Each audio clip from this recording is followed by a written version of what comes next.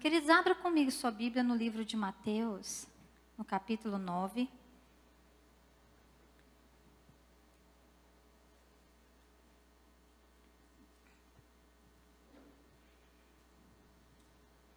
Mateus 9, a partir do verso 35.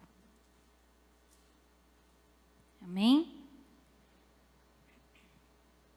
Diz assim: E percorria Jesus todas as cidades e povoados, ensinando nas sinagogas, pregando o evangelho do reino e curando toda sorte de doenças e enfermidades.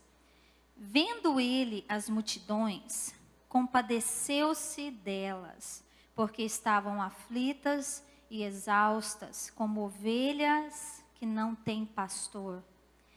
E então se dirigiu aos seus discípulos e disse: A seara, na verdade, é grande, mas os trabalhadores são poucos. Rogai ao Senhor da seara que mande trabalhadores para a sua seara. Feche seus olhos mais uma vez, queridos, vamos orar. Pai, no nome de Jesus, Senhor, nós nos colocamos totalmente, ó Pai, nas Tuas mãos. Espírito Santo, que o Senhor venha sobre nós nesta noite. Ó Pai, que tudo aquilo que está no coração do Pai, que o Senhor possa transmitir para o nosso coração nesta noite, Pai. Ó Deus, que o nosso coração, ele seja como a terra fértil, onde vai receber a semente da Tua palavra, e essa semente vai germinar e vai produzir frutos, ó Deus, para a eternidade, ó Pai. Deus, eu declaro agora, em nome de Jesus, todo pensamento cativo ao Teu Espírito Santo. Deus, em nome de Jesus, que tudo aquilo que vem para roubar, ó Deus, a palavra, que tudo aquilo que vem para atrapalhar, Senhor, em nome de Jesus, que caia por terra agora, que seja quebrado agora pelo poder do nome de Jesus, que nenhuma distração venha roubar aquilo que o Senhor tem reservado para as nossas vidas nesta noite. Eu oro pelos meus irmãos que estão em casa, ouvindo essa palavra, Senhor, em nome de Jesus, que cesse toda distração, ó Pai, para que possamos receber do Senhor, para que possamos interagir com o Teu Espírito Santo, Senhor, e que o Senhor possa completar essa obra, completar, ó Deus, aquilo que o Senhor tem para nós nessa noite, nas nossas vidas, em nome de Jesus. Amém. Amém, glória a Deus. Queridos, já tem alguns dias que o Espírito Santo ele tem ministrado muito ao meu coração sobre esse texto. Na verdade, assim, esses dias eu tenho estado assim numa crise. Eu estava brincando com o Jorge, falei, meu bem, eu acho que eu estou na crise dos 40. Hashtag terça-feira, viu? Meu nível, quarentão, estamos aí, firme e forte. Mas, irmãos, eu te confesso que esses dias eu tenho estado numa crise interior muito grande a respeito da minha vida como serva no Evangelho, como trabalhadora dessa seara que é o reino de Deus. E o Espírito Santo começou a ministrar essa palavra no meu coração alguns dias. Eu tentei até fugir dela, porque não é o tipo de palavra que nós temos visto ser pregado por aí. Eu até dei uma olhada no YouTube, porque geralmente quem prega, você quer ouvir outros pastores, você quer ouvir outros pregadores, irmãos. E eu te confesso que eu fiquei assustada, se não decepcionada, porque não se ouve, não se acha fácil palavras como essas de Jesus. Mas a palavra de Deus não é só para aquela época, ela é para nós hoje. Amém? Eu posso ouvir um amém, querido? Amém. E esse texto, ele nos fala de um dia normal com Jesus. O que é um dia normal com Jesus? Um dia bem agitado, um dia onde A multidão estava ao redor dele como qualquer outro dia. Aonde Jesus estava, aonde Jesus ia, a multidão estava ao seu redor. Então esse era um dia normal com Jesus, um dia agitado. E ele começa esse texto nos falando sobre... ele percorria as vilas, ele percorria as cidades, ensinando e pregando sobre o quê? Sobre o reino de Deus. E ele curava os enfermos de toda sorte de doenças, de moléstias também. E quando ele olha para a multidão, a Bíblia nos diz que ele vê uma multidão aflita. E o seu coração se enche de compaixão. Ele olha para aquele povo naquele momento e o seu coração é tomado por uma compaixão, porque ele olha para eles e vê uma multidão exausta, cansada, e ele diz: eles estão como ovelhas que não têm pastor. E aí ele diz assim: a seara, ela é realmente grande, olhando toda aquela multidão de pessoas, mas são poucos os trabalhadores.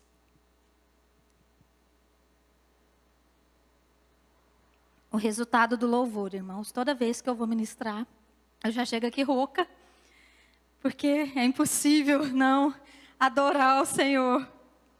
E quando ele se refere à seara, é exatamente sobre o mundo perdido que precisa ser alcançado.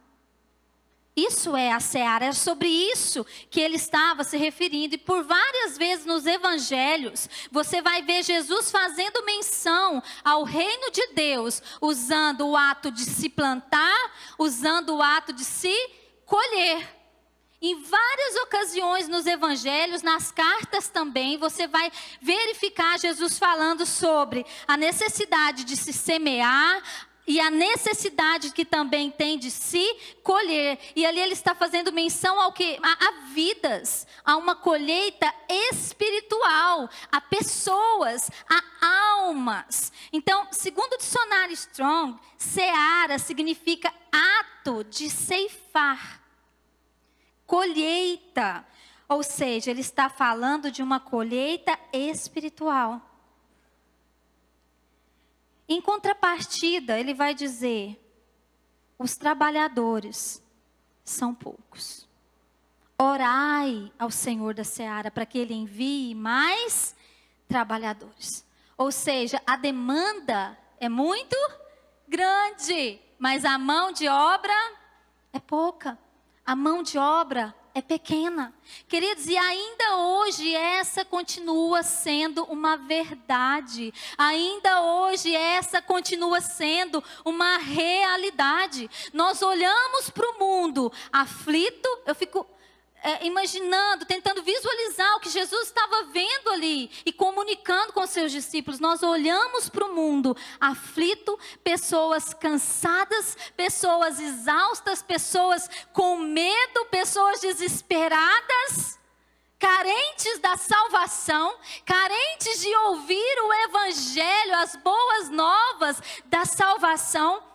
E por outro lado, nós constatamos que os trabalhadores continuam sendo a minoria. Continuam sendo poucos. São poucos aqueles que compreenderam no seu coração o que arde no coração de Deus, no coração do Pai. Queridos, o reino de Deus não são coisas. O reino de Deus são pessoas. O reino de Deus não é formado por templos grandiosos, por grandes construções, por grandes estruturas, ainda que isso é bom e é confortável para nós, mas o reino de Deus é você. O reino de Deus somos nós, são pessoas, são almas.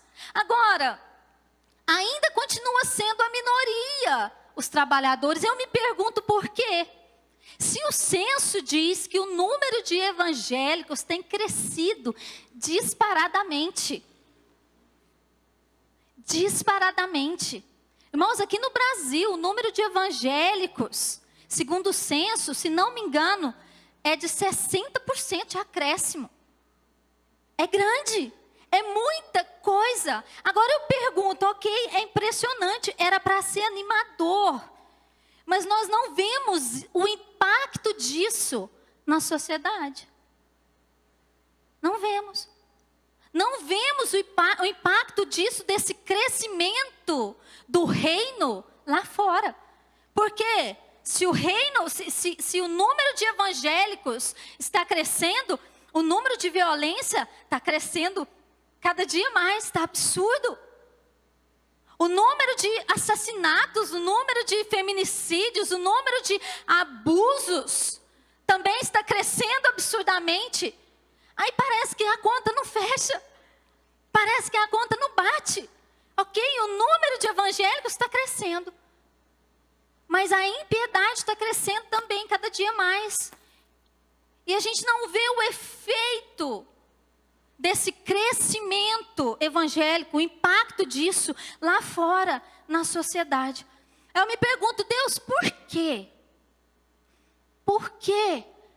Isso não entra na cabeça. Por quê que nós não conseguimos ganhar a nossa cidade para Jesus? Por que muitas vezes nós não conseguimos impactar o nosso bairro, o setor que nós estamos, irmãos? E cá entre nós, vamos ser assim bem sinceros, nem nossos vizinhos. É ou não é, irmãos? Fala assim, é. Muitas vezes nem os nossos vizinhos. Nós o impactamos com a palavra, com as boas novas da salvação. Aí eu pergunto, que evangelho é esse que não gera mais mudança? Que evangelho é esse que não gera mais transformação na vida das pessoas, na vida daqueles que se dizem cristãos? Por quê? O que nos falta? Irmãos, esse não é o tipo de palavra que a gente gosta de pregar. Nós gostamos de pregar palavras que deixam todo mundo para cima, que faz o povo gostar da gente. Nossa, igual Andréia, sorridente. Gente, olha que alegria. Eu, como diz o Joab diz que eu e ele, eu sou a abelha, ele é o zangão. É só ferroada. Mas, enfim, não são palavras fáceis de ministrar, porque nos confronta. Nos confronta ou não, irmãos? Você saber que tem um mundo perdido lá fora, você saber que o que arde no coração do Pai é que nós vamos lá, os seus servos, e continuemos a obra que Jesus começou. Mas por que isso não está acontecendo? O que aconteceu? Onde nós nos perdemos? Por que nós deixamos de dar continuidade nisso? Eu não estou generalizando, dizendo que ninguém faz, mas isso deveria estar numa escala maior, isso deveria ser prioridade na nossa vida. O que nos falta? O que falta para a igreja do século 21? Hoje nós temos acessibilidade, facilidades, no alcance das nossas mãos, caminhos, meios para alcançarmos as pessoas, mas isso não arde mais no nosso coração? Não arde, isso não queima mais no nosso coração. Você sabe por quê? Porque a igreja do século 21 tem se tornado uma igreja egoísta e consumidora. Irmãos, essa é a verdade. Tem se tornado uma igreja consumidora, com uma mentalidade parasita. O que o parasita faz? Ele suga. Ele só quer receber. Ele é egoísta. Ele quer consumir. E aí nós nos tornamos, como o pastor Joab ministrou aqui outro dia, consumidores do reino. Por quê? Porque estamos tendo uma mentalidade parasita, que é só de receber, que é só de sugar, que é só de consumir. Estamos nos tornando egoísta. Muitos hoje vão para a igreja, irmãos, com essa mentalidade só de receber, só de resolver os seus problemas e terem suas necessidades supridas. E aí, você sabe o que acontece? Nós passamos a viver por nós e para nós. Nós deixamos de viver a serviço de Deus e achamos agora que Ele que tem que me servir. Irmãos, isso é uma linha muito fina. É uma linha muito fina, às vezes é até imperceptível. Nós deixamos de servi-lo e achamos que agora é Ele que tem que nos servir, é Ele que tem que resolver os meus problemas, é Ele que tem que atender às minhas necessidades. Inversão de valores, não é isso. Não é isso que Jesus nos ensinou, irmãos. Jesus foi o maior exemplo de servo da história. Nós temos o maior exemplo de servo, além de todos os profetas, além de todos os grandes homens de Deus. Nós temos o maior exemplo da história de como ser servo, de como servir. Quando você vai para Filipenses, Jesus é descrito como servo. A Bíblia nos diz lá em Filipenses que ele mesmo sendo Deus, ele não teve por usurpação o ser igual a Deus, mas ele se esvaziou de si mesmo, ele se esvaziou da sua condição de Deus. E o que ele fez? Ele assumiu a forma de servo. E o texto começa dizendo assim: que haja em vós o mesmo sentimento que houve em Cristo Jesus. Que haja em vós, em você, o mesmo sentimento em mim que houve em Cristo Jesus. E aí ele continua, que mesmo sendo Deus, se esvaziou. Que mesmo sendo Deus, assumiu uma forma de servo. Porque ele mesmo testifica a respeito de si. O Filho do Homem não veio para ser servido, mas ele veio para servir e resgatar o homem do pecado, da morte, da condenação eterna. E hoje nós vemos muitos cristãos, vou fazer um versículo aqui agora, Alessandra capítulo 1, versículo 1, que mesmo sendo homens, estão se colocando como deuses, que acham que tem que ser servidos e se colocam numa posição totalmente oposta ao exemplo que Jesus nos ensinou. Qual exemplo? Uma consciência de servo. Uma consciência de servo.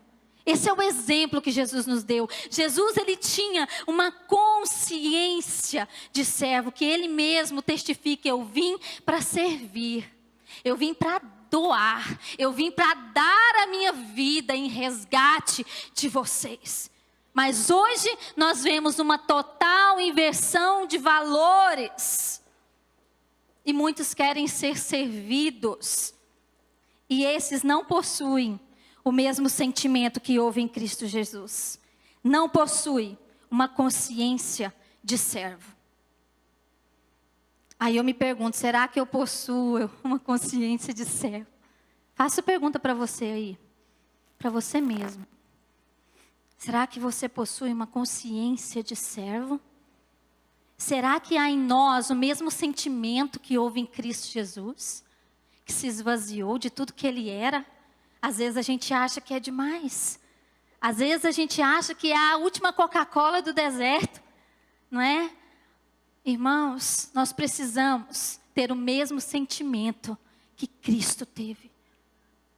A mesma consciência de servo que Ele veio para servir. Eu gosto da palavra de culto, né? No Brasil, no português, a gente fala culto. Eu gosto da palavra de culto em inglês, service, né, André? Eu gosto dela em inglês porque service significa serviço. Olha a ideia de culto. Eu vou para o culto. Não, eu vou para o serviço. Olha que benção. Porque a mentalidade que nós temos de culto é que a gente vem, senta, recebe, vai embora. É só de receber.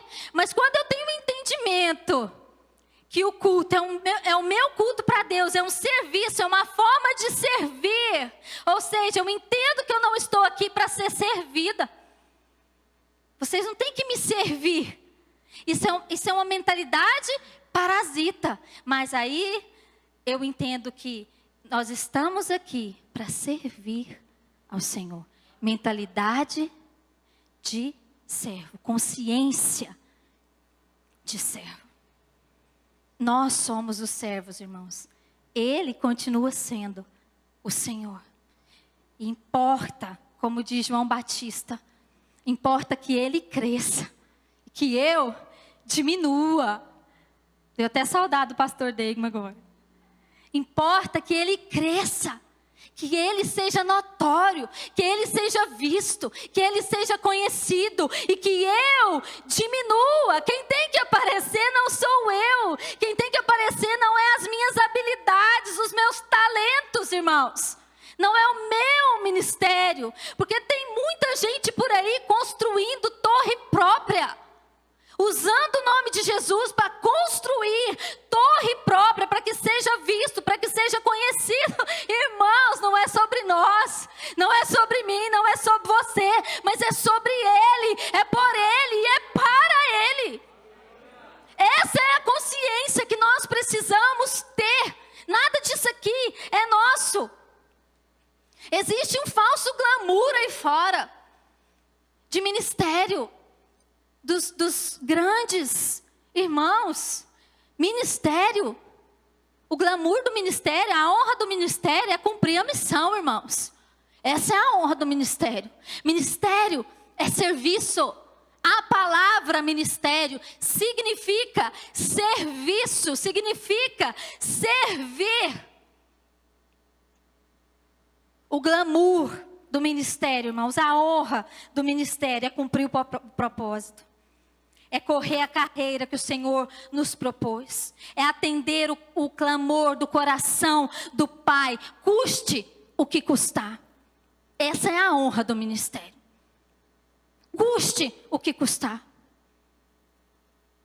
E qual que é o clamor do coração do Pai? Qual que era o clamor do coração de Jesus naquele momento ali? Qual que era, irmãos? Trabalhadores. E o clamor do coração de Jesus continua sendo o mesmo. Ele continua ecoando, irmãos. A seara é grande, mas são poucos os trabalhadores. Aí tá. Então quem são os trabalhadores do reino? Quem são, irmãos, os trabalhadores do reino? Quem arrisca?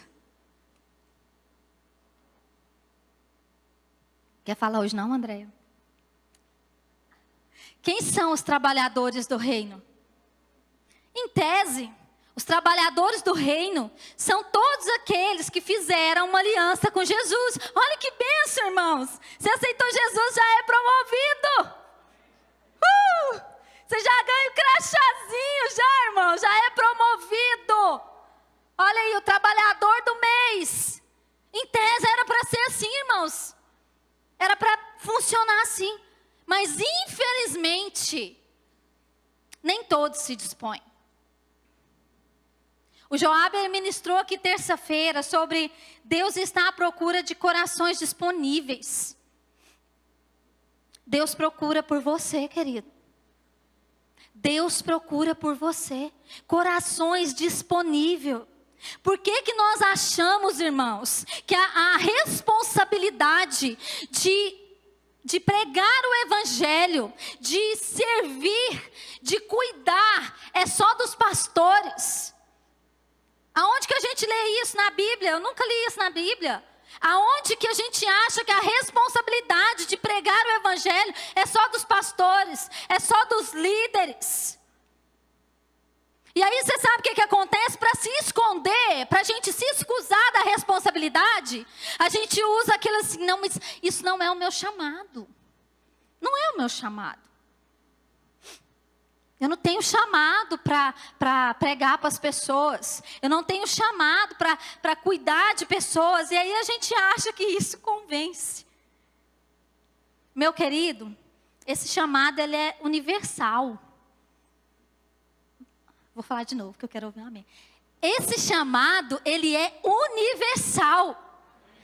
Todo aquele que reconheceu o senhorio de Jesus, todos, sem exceção, foram comissionados por Ele a trabalhar trabalhar na sua obra, na sua seara, a pregar o evangelho do reino e a servir no corpo de Cristo.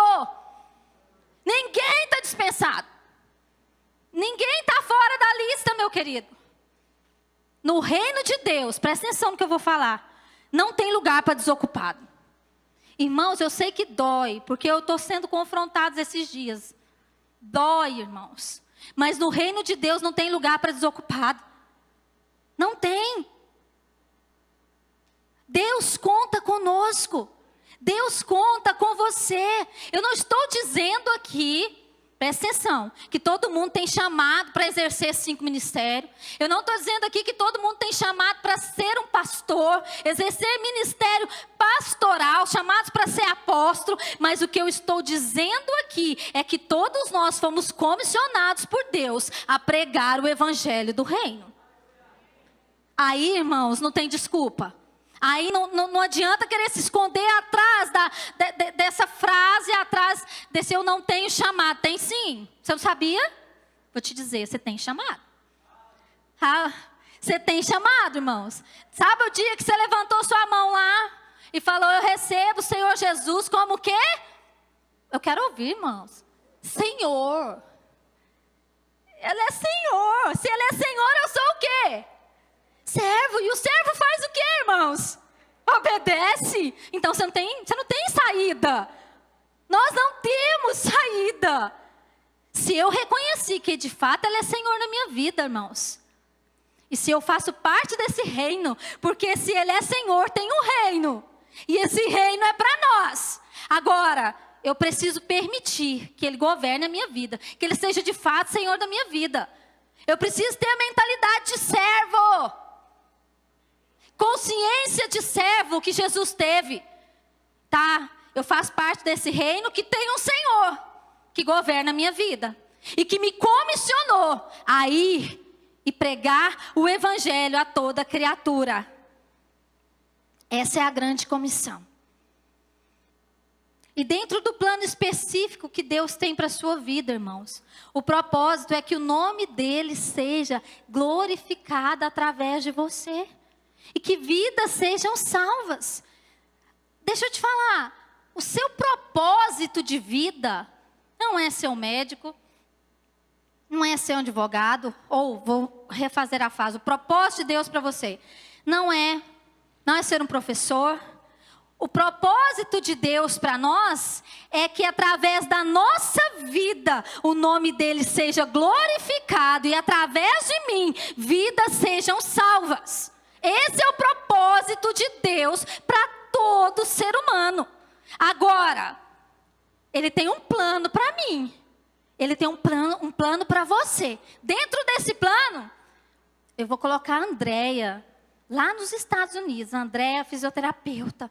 E lá, ela vai refletir a minha glória para essas pessoas. E lá, ela vai transmitir para essas pessoas quem eu sou. E lá, ela vai ser usada para estabelecer o reino de Deus. Ah, fulano é médico, eu coloquei ele naquele hospital. Por quê? Porque lá, ele vai ganhar o quê? Almas para Jesus. Lá, ele vai refletir Cristo para as pessoas que estão lá e vão alcançá-las para o reino de Deus. Então não confunda plano com propósito. O propósito de todo ser humano é glorificar o nome de Deus e ser um canal de Deus para que vidas sejam salvas e enchemos o reino dele de almas, de vidas. Esse é o propósito, irmãos. Agora, dentro desse propósito, entra a sua vida, entra os planos, o que vai acontecer, aonde Deus vai te levar para que o propósito verdadeiro se cumpra. Então, irmãos, você não tem que ser um teólogo, um mestre, para ganhar almas para Jesus. Não tem. Isso não te libera de estudar a palavra, não, viu? Mas, irmãos, olha a mentalidade, presta atenção. Eu gosto do texto de João capítulo 4. Eu não vou ficar lendo todos os textos, irmãos, porque são textos longos. Eu vou citar, se você quiser anotar. Jesus, ele é sobre a mulher samaritana. E aí entra toda aquela história que os samaritanos não falavam com os judeus, e Jesus para lá naquele poço. Lógico que não era coincidência, era de propósito. Jesus tinha o propósito de alcançar aquela mulher. E mais na frente, a cidade toda através daquela mulher. E ele para ali, e ele encontra aquela mulher, e de repente eles começam a ter aquele diálogo que você já sabe. E Jesus começa a revelar para ela a vida dela, o que ela estava passando, o que ela estava vivendo. E aí ele começa a falar sobre a água, que ele é a água da vida, e que se ela bebesse dessa água, ela nunca mais teria sede. Irmãos, e ela é alcançada pelas palavras de Jesus. E logo na seguida, na sequência do texto, você vai ver que imediatamente, o que ela fez, irmãos? Ela deixou o seu cântaro, correndo, irmãos. Ela deixou, acabou de ser alcançada a mulher, gente. Ela deixou o seu cântaro e correu para a cidade. E disse àqueles homens, vinde comigo e vede. Porque tem um homem que me disse tudo quanto eu tenho feito. Será este porventura o Cristo? Saíram, pois, da cidade e vieram ter com ele. Ela tinha acabado de ser alcançada. Com certeza ela não era nenhuma expert nas escrituras. Ela não era nenhuma teóloga. Mas o que ela fez, irmãos, para atrair aquela multidão toda da cidade até onde Jesus estava? O que ela fez? Como que ela conseguiu? Através do seu testemunho. Através do seu testemunho. Através daquilo que ele tinha feito na vida dela, que ele tinha falado para ela. E ela levou essa multidão toda, através daquele que tinha a água da vida, daquele que tinha as palavras eternas, através do seu testemunho. Irmãos, há poder no testemunho. Eu não sei pregar. Eu não sei, irmãos, fala do que Jesus fez na sua vida. Isso é testemunho. Fala de quem você era, de como Ele te encontrou, de como Ele te transformou. Irmãos, há poder no testemunho. E isso não, como eu falei, não nos excusa de conhecer a palavra, de estudar as escrituras. Mas esse texto nos mostra, irmãos, que não tem desculpa para nós. Porque ela tinha acabado de aceitar Jesus. Ela não era conhecedora profunda das escrituras. Mas através do que Jesus tinha acabado de fazer na vida dela, ela não tinha as respostas para a multidão, mas ela trouxe a multidão para quem tinha as respostas para dar. Ela trouxe a multidão para Jesus.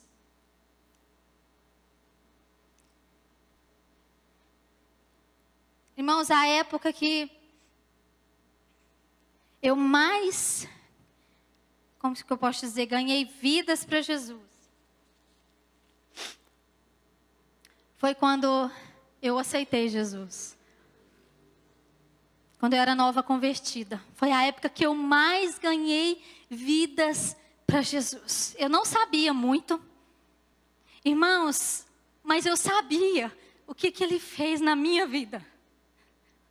Eu não tinha conhecimentos profundos das Escrituras ainda, mas eu sabia de onde Ele me tirou. Eu sabia das profundas e densas trevas que eu estava e que a mão dEle foi lá e me resgatou. E o que ardia no meu coração era um desejo de que as outras pessoas sentissem aquilo que eu estava sentindo, que as outras pessoas tivessem a paz que eu tinha encontrado. Irmãos, foi a época que eu mais ganhei vidas para Jesus. A minha meta de vida era levar a gente para Jesus. Eu focava nisso. Eu queria que as pessoas sentissem aquilo que ardia no meu coração. Quando eu pensava que tinha centenas de pessoas que estavam como eu, perdidas, no caminho das trevas, no meio da escuridão, escravas de Satanás, irmãos, quando eu pensava nisso, o meu coração ardia, porque eu queria que elas experimentassem daquilo que eu havia experimentado. Foi a época que eu mais ganhei pessoas para Jesus, para o reino de Deus. Eu ainda nem tinha um entendimento claro do propósito. Mas eu tinha uma chama que queimava no meu peito por aquilo que Ele tinha feito na minha vida. E eu tenho certeza que você tem algo para contar. Irmãos, eu tenho certeza que você tem algo para dar, que você tem algo para falar. Eu tenho certeza daquilo que Jesus fez na sua vida para você estar aqui hoje, nesta noite, talvez enfrentando seus medos, seus temores, seus anseios, mas você está aqui. E se você está aqui é porque algo Ele fez na sua vida. Você tem algo para falar. E nós precisamos ter em mente o tempo todo que nós estamos trabalhando para Deus, querido. Você está a serviço do Pai. Você está a serviço do Pai. Você é um trabalhador dessa seara. Irmão, seu patrão é Deus. Olha que chique isso. Nosso patrão é Deus. Nós estamos a serviço de Deus aonde você estiver. No seu trabalho, na sua escola, na rua, aonde você estiver. Você está a serviço é do Pai. Você está a serviço é de Deus. E todos vocês que estão aqui hoje, e vocês que estão em casa, se vocês não sabiam, vão ficar sabendo hoje. Deus te comissionou para ser um trabalhador dessa seara. Não vai dizer depois que ninguém te contou. Deus te comissionou. Você é chamado. E os trabalhadores do reino, irmãos, são todos aqueles que compreenderam o propósito. Qual que é o propósito do reino de Deus? Qual que é o propósito de estabelecer o reino de Deus? É ganhar almas, é salvar almas. Cristo veio com um propósito definido, irmãos. Ele veio com um propósito definido de resgatar o homem do império das trevas. Aquilo que eu não podia fazer, aquilo que você não podia fazer, Ele fez. Ele fez, Ele pagou o preço, o alto preço, preço de sangue, para nos resgatar do império das trevas, para nos dar a oportunidade de estar a eternidade com Ele. Ele fez o que eu não podia fazer. Agora Ele confiou a nós a continuidade desta obra. E nós precisamos ter esse entendimento. E Ele mesmo diz assim, João 20, 21. Assim como o Pai me enviou, eu vos envio a vós.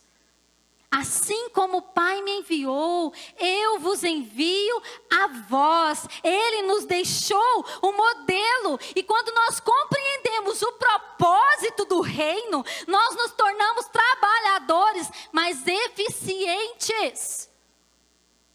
Porque quando a gente não entende, não sabe o que está fazendo, você faz de qualquer jeito. Eu vou usar até a mulher lá que acabou de aceitar Jesus. Irmãos, ela ainda não tinha um entendimento claro do propósito. Mas ela tinha aquela chama que queimava dentro dela, porque ela tinha acabado de encontrar o autor da vida. Mas aí nós precisamos buscar o entendimento do propósito. Qual que é o propósito do reino? Irmãos, eu sei que é maçante. Eu hoje vim para ser maçante, para ser chata. Porque a gente precisa ter esse entendimento. O propósito do reino é nós darmos continuidade à obra que Jesus começou. Irmãos, esse é o propósito da igreja. Essa é a razão de estarmos aqui, de sermos igreja, de sermos chamados o corpo de Cristo na terra. Ele é o cabeça, nós somos o corpo. Ele dá a direção e o corpo obedece. Nós precisamos buscar o entendimento do propósito. Nós fomos alcançados com um propósito. Você foi alcançado com um propósito. Que não é ficar sentado no banco da igreja, do templo, irmãos. Você foi alcançado com um propósito. Eu gosto do slogan da Alcance. Alcançados para... Cadê os povos da Alcance? Alcançados para... Alcançados para... alcançar. Existe um propósito pelo qual você foi alcançado. Para alcançar. olha para a seara, olha os campos brancos, olha, enxerga o que Jesus enxergava quando ele olhava aquele povo angustiado e aflito. Por que nós estamos indiferentes, irmãos? Irmãos, eu não sei você, mas eu me sinto indiferente. Irmãos, tem centenas de pessoas morrendo. E aí você sabe o que a gente escuta? Nossa, todo mundo chorando. Irmãos, tem que chorar mesmo. Tem que chorar mesmo, irmãos. E é de vergonha. Porque tem muitas pessoas morrendo e aí a gente fica compadecido. Né? Tá, eu estou compadecida, mas o que eu estou fazendo a respeito da eternidade dessas pessoas que estão morrendo? Chorar só, querido, não vai mudar a vida das pessoas. Nós precisamos ter uma atitude e ouvir a grande comissão de Jesus, que é ide. Não adianta eu ficar aqui chorando por aqueles que partiram. Mas eu preciso chorar, irmãos, é por mim. É por nós que nós precisamos chorar, para que nós possamos ser despertados para este tempo que nós estamos vivendo e como igreja fazer o que precisamos fazer, ter a consciência de Jesus e alcançar os perdidos. Posso ouvir um amém, irmãos? Nessa hora você fala amém. Glória a Deus. Quando nós entendemos o propósito, deixa de ser sobre nós. Quando você entende onde Deus te colocou, onde Ele te plantou, e que isso é para que o nome dEle seja glorificado através da sua vida, e isso redunde em salvação de almas. Quando você entende isso, deixa de ser sobre você. O mundo deixa de girar só ao seu redor. Peraí. Eu fui alcançado com um propósito. Eu tenho um chamado. Tem uma palavra para mim. Vai, pregue, vai, fale, vai, cure. Irmãos, nós deixamos de fazer essas coisas. Nós deixamos de ter ousadia. E mais do que isso, irmãos, eu arrisco a dizer que nós deixamos de ter amor até. Que o amor se esfrie dentro de nós. Irmãos, se o amor se esfriar dentro da igreja de Jesus, o que vai acontecer lá fora? O que vai acontecer lá fora? Floresça onde Deus te plantou. Tem uma razão para você estar lá. Tem uma razão para você fazer parte da família que você faz. Tem uma razão. Floresça aonde Deus te plantou. No seu trabalho, floresça. Irmãos, fale de Jesus. Fale de Jesus com a sua vida e com palavras também. Com a sua vida, com o seu testemunho vivo de alguém que obedece essa palavra, de alguém que segue os mandamentos, mas abra a sua boca, porque a fé vem pelo ouvir. Se você quer atrair as pessoas, você tem que falar, você tem que gerar. Fale. Fale. Lance a semente na vida das pessoas. Irmãos, nem sempre é fácil. Não é fácil. Não vamos maquiar a coisa e dizer que é fácil. Às vezes é tenso você ter que arar a terra. Às vezes a gente pega umas terrinhas ruins que são. Não é não? Como diz o pastor Deigman, às vezes a gente parece curva de rio. Só encosta garrancho. A gente pega umas terras ruins que só. Às vezes é tenso. É difícil, às vezes dá vontade de desistir. Meu Deus, mas eu não aguento mais essa terrinha abençoada, que dificuldade. Irmãos, às vezes é tenso. Arar, preparar, lançar a semente, regar, esperar o tempo da colheita. E ainda tem um detalhe. Pode ser que nem seja você que vai colher o fruto. Vai sofrer, vai ralar, vai lançar a semente, vai passar todo o processo, e pode ser que lá no final nem seja você que vai colher o fruto. João 4,37 diz que é verdadeiro o ditado, um é o que semeia e outro é o que ceifa. Agora, irmãos, tem gente que fica apegado a isso. Tem gente que fica apegado, deixa eu te falar, nem a semente, nem os frutos são nossos. Nada é nosso, tudo é dele. Por Ele, e para Ele, nada é meu. Nós não podemos ter sentimento de posse. A seara não é nossa, a seara é dele, Ele é o Senhor da seara.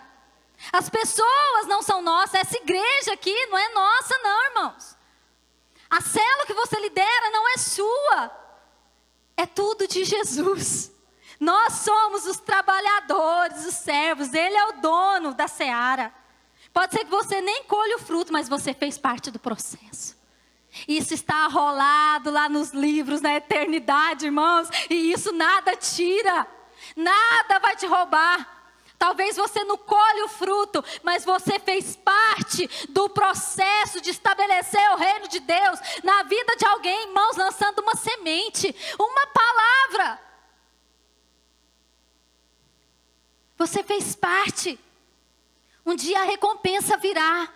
Porque nada que nós fazemos para Ele será em vão, nada será esquecido. O nosso trabalho no Senhor não será em vão. Em 1 Coríntios 15:58 diz assim: sede firmes e constantes e inabaláveis na obra do Senhor, sabendo que no Senhor o vosso trabalho não é em vão, não será inútil. Vai haver recompensa, querido. Mas nós precisamos ter consciência de servo, nada é meu, tudo é dele. Irmãos, nem você é de você mesmo. Nem você te pertence, nós pertencemos a Ele. Nós somos dele.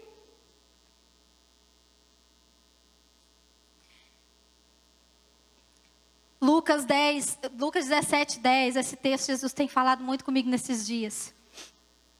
E é assim que eu tenho me sentido, irmãos. Assim também vós, depois de haveres feito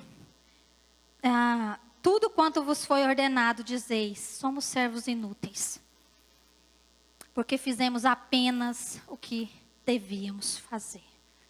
Irmãos, se nós devemos nos considerar inúteis, quando nós fizemos tudo que nos foi mandado, como que a gente tem que se considerar quando a gente não consegue fazer nem o que foi mandado?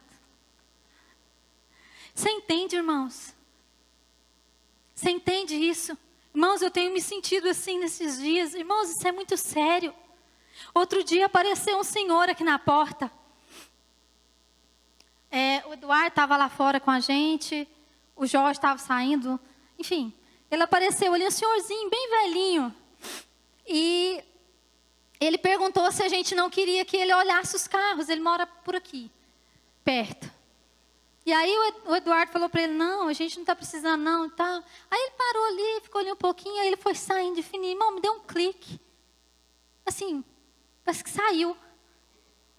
Eu fui e falei para ele: por que o senhor não vem nos visitar? Vem visitar a gente. Aí ele falou: eu venho. Olha, irmãos. Ele falou: eu venho. Eu vou lá na minha casa, só falar para minha filha. E eu venho. Irmãos, ele foi lá na casa dele, avisou a filha dele. E aí ele veio, o Jorge conversou um pouco com ele ali. Irmãos, ele chorou o culto inteiro. Velhinho, bem velhinho, irmãos. Ele chorou o culto inteiro. E o Espírito Santo, ele falou tão forte no meu coração. Quantas oportunidades nós temos perdido. Irmãos, as pessoas estão aflitas, as pessoas estão clamando por socorro, estão clamando por ajuda, estão como ovelhas que não têm pastor. E Deus está colocando elas na nossa cara, na nossa frente, através de vir aqui oferecer para cuidar de um carro. E ele está vindo embora. Irmãos, eu nem sei o que passa, não vou dizer para você aqui. Não vou fingir que eu pensei: nossa, eu vou... Não, saiu. Chamei ele. Falei: vem para o culto. Foi tão instantâneo. Irmãos, Deus falou demais no meu coração. Que tipo de igreja nós temos sido? As pessoas estão vindo na porta da igreja. As pessoas estão necessitadas de ouvir o evangelho do reino.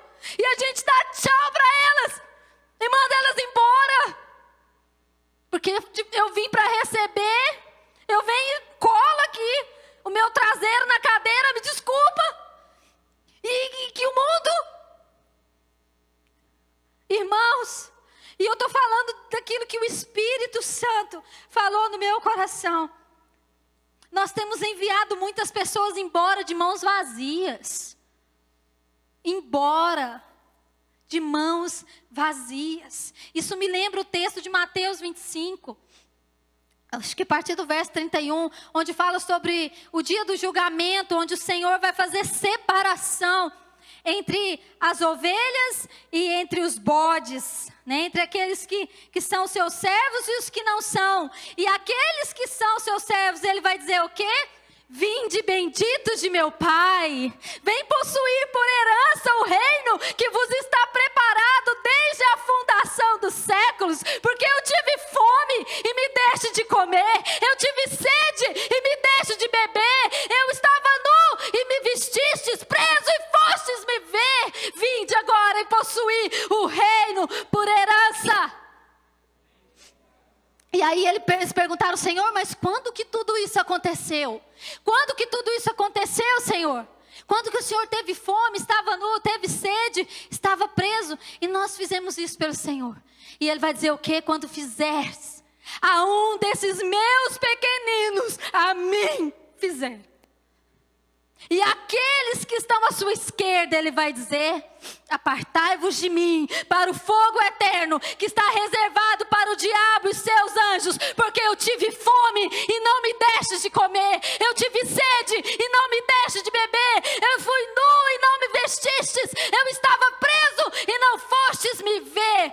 Vai agora e sejam lançados no tormento eterno. Irmãos, isso é muito forte, isso precisa falar no nosso coração. Isso precisa falar no nosso coração. Quantas pessoas famintas têm cruzado o nosso caminho? Quantas pessoas famintas? Eu não estou falando de pão natural, não, irmãos. Eu estou falando do pão do céu, do verdadeiro pão do céu que alimenta, que transforma, que muda a história. Eu estou falando de Jesus. Quantas pessoas cruzam o meu caminho, irmãos? Esses dias eu estou com vergonha de mim. Eu preciso falar, eu preciso externar isso que está no meu coração. Porque quantas pessoas têm cruzado o nosso caminho, como aquele Senhor que veio aqui na porta, irmãos. Como aquele Senhor, e nós temos despachado eles de mãos vazias. E nós temos o verdadeiro pão que alimenta. Você tem o verdadeiro pão que alimenta. Por que nós estamos dispensando as pessoas de mãos vazias? Por que, irmãos? Irmãos, por que nós temos negado a salvação, irmãos? Por que, irmãos? Irmãos, isso precisa doer em nós. Isso precisa doer em nós. Nós temos dispensado a multidão de mãos vazias, enquanto nós temos pão que alimenta para dar para eles.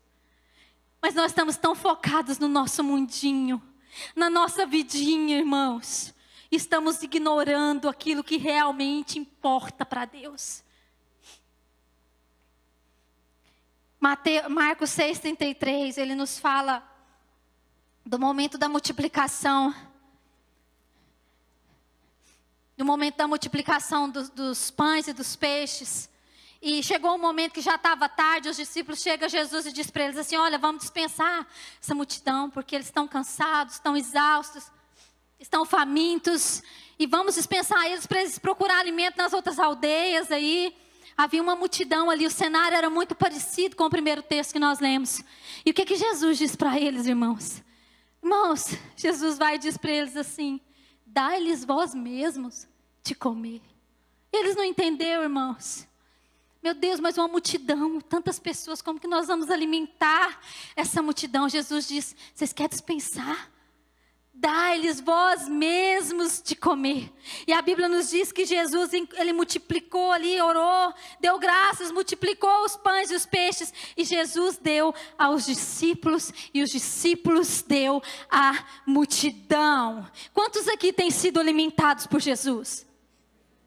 Só esses? Quantos aqui têm sido alimentados por Jesus? Jesus tem te alimentado, não tem, irmão? Você tem palavra de consolo, não tem, irmão?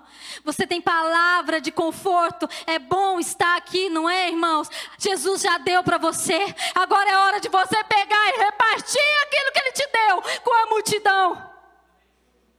Amém, irmãos? Irmãos, não fica com raiva de mim, não. Não fica triste comigo, não, irmãos. Mas eu preciso falar. Eu preciso falar aquilo que o Senhor está queimando no meu coração, porque nós temos recebido alimento, mas nós temos mantido isso aqui conosco. Jesus te deu por uma razão, querido. Ele te deu para você compartilhar com a multidão. E nós precisamos ter esse entendimento, que é hora de alimentar a multidão. Jesus não permitiu despachar eles de mãos vazias, irmãos. Jesus podia ter dito, não, realmente, está tarde, todo mundo cansado. Libera. Eram centenas e centenas de pessoas, libera. Mas não, dá-lhes vocês de comer. Alimente a multidão. Não vai despachar eles de mãos vazias. Não vai. Irmãos, não despache de mãos vazias aquelas pessoas que têm cruzado seu caminho. Não despache. Você entende que você tem pão vivo? Você entende? Você entende que você tem pão vivo para alimentar as pessoas? Aquelas pessoas que estão do seu lado, aquelas pessoas da sua família, o seu vizinho. Você entende que você tem alimento para dar para essas pessoas? Você entende que a água viva que Jesus falava lá para aquela mulher, ela flui de dentro de você? Você entende isso e que ela se forma uma fonte a jorrar para a vida eterna? Irmãos, você tem pão que alimenta. Você é fonte de águas vivas, irmãos, para matar a sede da multidão que está perdida sem Jesus. Irmãos, esse é o verdadeiro evangelho, irmãos. O evangelho é isso, irmãos. É isso, é as boas novas, o evangelho, boas novas de salvação. Isso é evangelho. É isso. Nós não podemos permitir, irmãos, nos tornarmos esse tipo de crente que despacha a multidão de mãos vazias. Não podemos. Para finalizar aqui, o trabalhador do reino é aquele que decidiu se gastar por aquilo que é eterno. O trabalhador do reino, irmãos, aquele que tem a consciência de servo, ele não coloca o seu coração nas coisas dessa vida. Preste atenção, não estou dizendo que você não pode ter coisas, mas o nosso coração, ele não pode estar em coisas. O trabalhador do reino, ele não entesoura para essa vida. O que Jesus nos ensinou? Não ajunteis tesouro na terra, onde a traça rói, onde o ladrão rouba. Ajunteis tesouros onde? No céu. Fala de eternidade, daquilo que é eterno, daquilo que ninguém pode roubar de você, daquilo que ninguém pode tirar, usurpar de você. O trabalhador do reino, ele se gasta por aquilo que é eterno. O sistema desse mundo, ele tenta nos manter o quê? Presos, aprisionados aqui. É ou não é, irmãos? Ele tenta tirar os nossos olhos daquilo que é eterno. Nós temos nos fadigado e nos cansado, irmãos, para coisas daqui, para ter coisas aqui. Muitas vezes nós temos nos esquecido que tudo isso aqui um dia vai passar. Vai passar, querido, vai passar, e somente aquilo que nós construímos para a eternidade vai permanecer. Irmãos, essa vida aqui, ela é uma gota. Eu quero que você imagine uma gota perto do oceano que é a eternidade, irmãos. E você, nós temos essa vida aqui para construirmos a nossa eternidade lá. A palavra nos orienta a buscar as coisas do alto e não as da terra. Jesus, no capítulo 6, versículo 27, diz assim: trabalhai não pelo alimento que se perde, mas pela comida que permanece para a vida eterna. Jesus não está dizendo que o alimento físico não é importante, mas que aquilo que é eterno deve ser o seu foco, o meu foco. João 4:34, vai dizer assim: disse-lhe Jesus falando para os discípulos: a minha comida consiste em fazer a vontade daquele que me enviou para realizar a sua obra. Não dizeis vós que ainda há 4 meses até a ceifa? Eu, porém, vos digo: erguei os vossos olhos e vede os campos, pois já estão brancos para a ceifa. O ceifeiro recebe desde já a recompensa e entesoura o seu fruto para a vida eterna. Para a vida eterna. Esse texto, ele é uma resposta a um questionamento dos discípulos. Eles estavam perguntando entre eles se alguém tinha levado comida, se alguém tinha levado pão. Aí Jesus diz para eles, que a minha comida é fazer a vontade daquele que me enviou. Ou seja, eles estavam preocupados, os discípulos, com aquilo que é terreno. E Jesus olhava para eles e eles não estão entendendo. Eles não estão entendendo que a minha comida é fazer a vontade daquele que me enviou. Em outras palavras, enquanto vocês estão preocupados com as coisas terrenas, o meu foco é fazer a vontade do Pai e realizar a sua obra. Qual tem sido o nosso foco, querido? Qual tem sido o seu foco? Nós estamos como os discípulos preocupados com a nossa vida terrena, com os nossos olhos no nosso próprio umbigo, ou nós estamos como Jesus olhando e dizer: a minha comida é fazer a vontade daquele que me enviou e realizar a sua obra. Qual tem sido o nosso foco? Enquanto eles estavam preocupados com as suas necessidades momentâneas, Jesus está com os olhos naquilo que é eterno. Para a gente finalizar, irmãos, coloque de pé, por favor.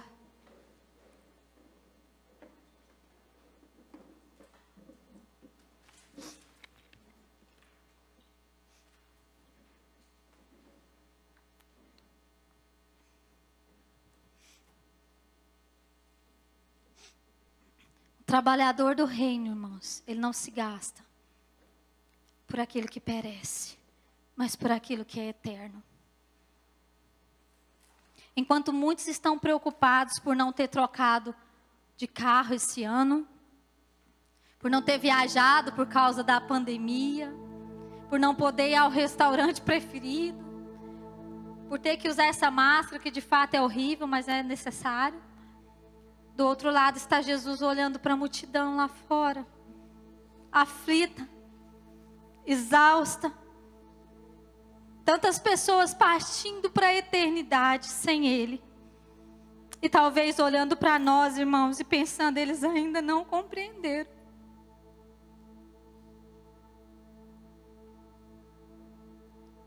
Nós precisamos acordar, irmãos.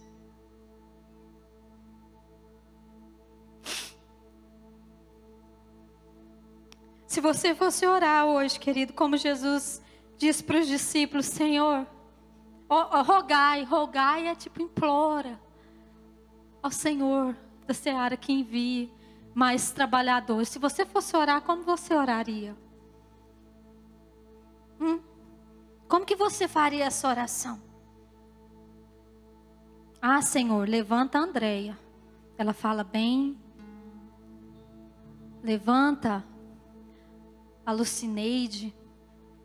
Ela é boa com as palavras. Levanta o João, a Maria. Levanta esses trabalhadores. Mas você sabe o que Deus espera ouvir de nós? Eis-me aqui, Senhor. Envia-me a mim.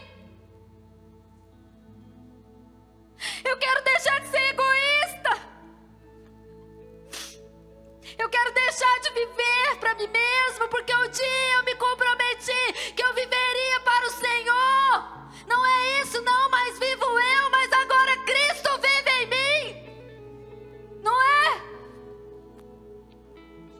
Irmãos, eu preciso deixar de ser egoísta. Eu tenho pedido: Senhor, me ensina a amar, porque eu não sei amar. ensina a sentir o que o Senhor sentiu quando olhou aquela multidão perdida como ovelha que não tem pastor.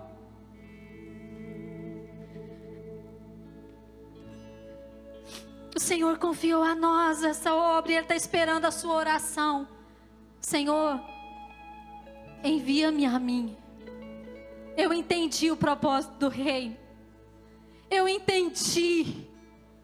Envia-me a mim. Queridos, eu só quero ler algo aqui para encerrar. Eu estou lendo um livro esses dias sobre os heróis da fé.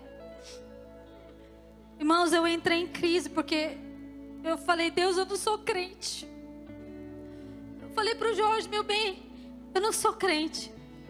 Eu não sou.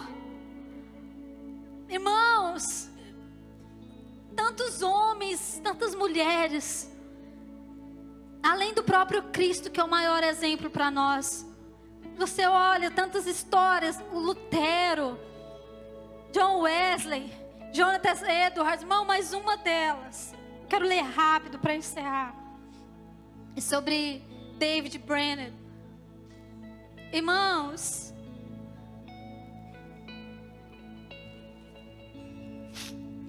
ele era um jovem apaixonado por Jesus e pelas almas, e ele foi levantado para pregar para os índios. Ele era jovem, irmãos, menos de 20 anos, quando ele aceitou Jesus. Ele foi levantado para pregar para os índios, e o nível de intimidade, irmãos, o que era aquilo? Eu falei: Deus, que vergonha de mim, que entrega, irmãos.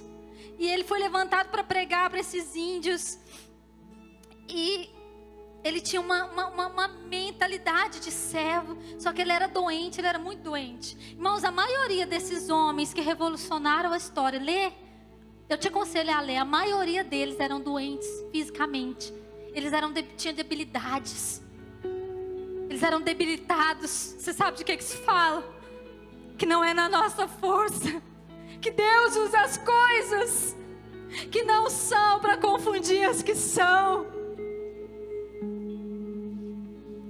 Eles eram doentes assim como ele, franzino de corpo. E nessas viagens, irmãos, dele no meio do mato, da floresta, porque o fogo queimava no coração dele, e ele queria falar de Jesus, ele queria ganhar aquelas almas para Jesus.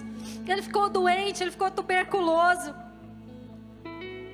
Irmãos, hoje a nossa cabeça dói e a gente não quer vir para o culto. Se você vê uma nuvem do tamanho da mão de um homem no céu, não vou para a igreja hoje não, porque vai chover. Irmãos, nós precisamos ter um encontro real com o verdadeiro evangelho de Cristo. Aquele homem ficou tuberculoso, mas ele não desistiu de pregar o amor de Deus. Até o último suspiro dele foi no reino, na obra de Deus. E quando ele descobriu que tinha poucos anos de vida, que ele ia morrer, ele estava de casamento marcado com a filha de Jonathan Edwards, que inclusive foi quem escreveu a biografia dele. Ele desmarcou o casamento porque ele teve um entendimento: eu vou me gastar por aquilo que é eterno. Até os últimos dias da minha vida eu vou me gastar por aquilo que é eterno. E ele disse: olha a oração desse homem para o Senhor. Irmãos, um tuberculoso, por muito menos a gente estaria em casa, deitado debaixo das cobertas, tomando chazinho, irmãos. Ele orou ao Senhor e disse: eis-me aqui, Senhor. Envia-me até os confins da terra. Envia-me aos selvagens do ermo. Envia-me para longe de tudo que se chama conforto da terra. Envia-me mesmo para a morte, porque se for a teu serviço e para promover o teu reino, se o Senhor quiser, eu gastarei a minha vida até o último suspiro em cavernas e covas da terra, se isso servir para o progresso do reino de Cristo.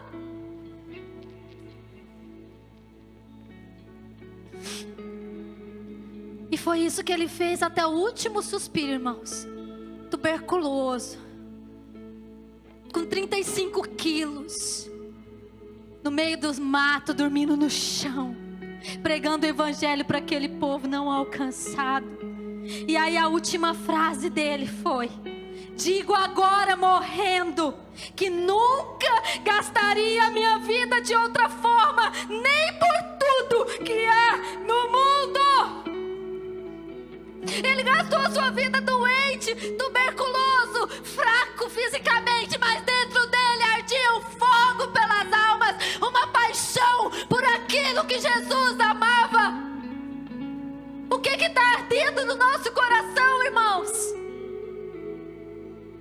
Nós temos sido indiferentes, porque nós temos pensado muitas vezes só em nós.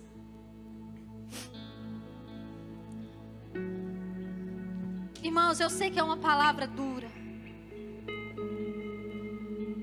Eu sei que é. Mas ela foi para mim, porque quando Deus me deu essa palavra, Ele deu ela para mim, irmãos. Eu comecei a olhar para mim e ter vergonha de mim. E me sentir inútil no reino. Irmãos, olhe para dentro de você. Eu te desafio agora, olhe para dentro de você. E responda para você mesmo que tipo de servo, que tipo de trabalhador dessa obra você tem sido. Diante de tudo isso que nós falamos aqui nesta noite, que não são palavras minhas, irmãos.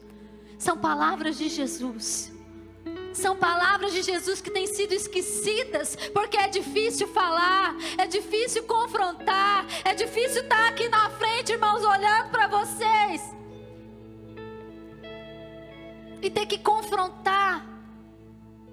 Mas o confronto de Deus para nós, irmãos, é para que a gente se desperte. E eu quero que você comece a orar agora por um despertamento na sua vida. Para que você realmente comece a amar aquilo que o Pai ama. Aquilo que o Pai ama. Aquilo que arde no coração dele. Irmãos, vamos deixar de ser pessoas egoístas. Vamos pensar e olhar para a multidão como Jesus olhava e sentir compaixão. Eu quero que você ore aí no seu lugar. Que você se derrame na presença dele, irmãos. Você não vai sair dali, dessa porta, dizendo que ninguém nunca te falou o seu lugar e o seu papel no reino. Irmãos, nós somos indesculpáveis diante de Deus. Não há desculpa para mim, não há desculpa para você. Somos indesculpáveis. Fale com Deus aí no seu lugar agora e se derrame na presença dele. E peça perdão por todas as vezes que você despediu pessoas de mãos vazias. Por todas as vezes que, preocupado com o seu mundinho, você deixou de falar do evangelho da salvação. Você é sal da terra, nós somos sal da terra e luz do mundo. E a luz precisa brilhar aonde há trevas. Seja luz onde você estiver.